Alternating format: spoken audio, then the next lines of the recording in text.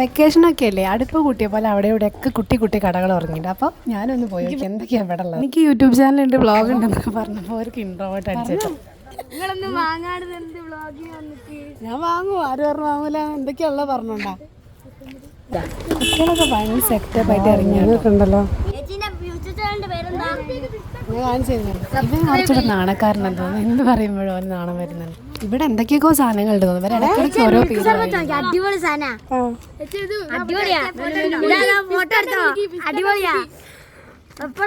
ഇതാണ് കേട്ടോ ഇവരുടെ മെനു. ഇതിൻ്റെ അകത്ത് കുറേ സാധനങ്ങളുണ്ട്. എന്നോട് നാളത്തേക്ക് വേറൊന്നും സാധനം വാങ്ങാൻ പറഞ്ഞിട്ട് ഞാൻ നെല്ലിക്കയും പിന്നെ ഇമിലിയും ആട്ടോ വാങ്ങിച്ചത്. ഇത് 2 പീടിയാ. ഇവരുടെ തന്നെ എന്തോ ടീമുണ്ടെന്നാണ്. ഇതിന്റെ തൊട്ടപ്പുറത്ത് തന്നെ വേറൊരു ടീമും കൂടെ ഉണ്ട്. ഇവര് പക്ഷെ ഞാൻ ഇന്നലെ വരെ കണ്ടിട്ടുണ്ട്. ഇവരുടെ ഇന്നലെ മുട്ടായിയൊക്കെ വാങ്ങിയിട്ട് ഇവരെല്ലാവരും ക്യാമറ കണ്ടപ്പോഴത്തേക്കും നാണിച്ചിരിക്കുക. എല്ലാവരും ക്യാമറ കാണുമ്പോഴത്തേക്ക് ഓടാൻ വേണ്ടി നോക്കാം. മുതലാളിയല്ലേ